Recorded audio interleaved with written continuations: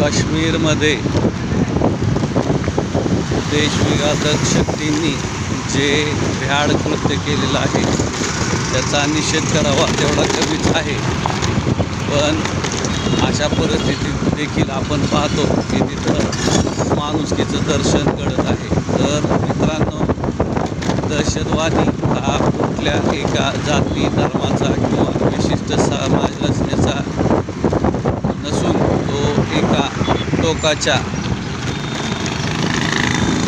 मानसिकतेने बरबडलेला असतो. नमस्कार, मी डॉक्टर मनोज कुमार प्रेमराज.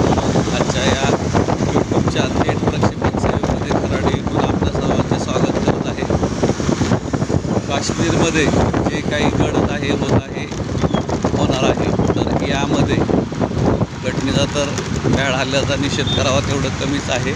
पण लगोलग ज्या प्रकारे तिथं एक्सकॅव्हेशन सुरू आहे तर त्यामध्ये बोलणं उचित ठरणार नाही आहे. पण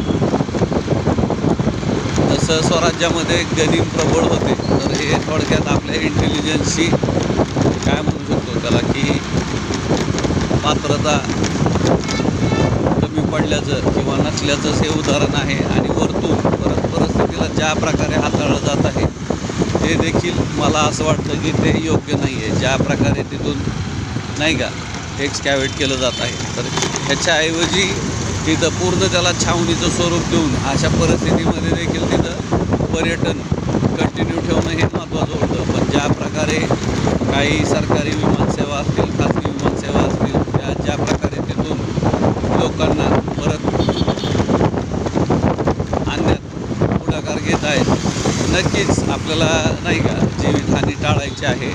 पण याचा एक थोडासा नकारात्मक परिणाम होणार आहे, जेणेकरून की आपला स्वर्ग हा परत एकदा रक्ताळला गेला असं अधोरेखित होणार आहे. तर आपले जे काही आहेत तिन्ही विभाग, त्यांना विनंती आहे की थोडं परिस्थितीवरती कसं हे करायचं. तर प्रथमदर्शनी एक पाऊल मागं घेतल्यासारखं दिसत आहे आणि बहुतेक ही वादळापूर्वीची शांतता आहे. निश्चितच आपण पाकधार्जिन्या पाकड्या ह्या दहशतवाद्यांचे मनसुबे उद्ध्वस्त करालच, पण ते करत असताना देखील देशातील इतर सर्वांचं आणि तेथील जनतेचं मनोधैर्य खचू देणार नाही, हेच निश्चित. 9307 6 1 6 3 0 WhatsApp 9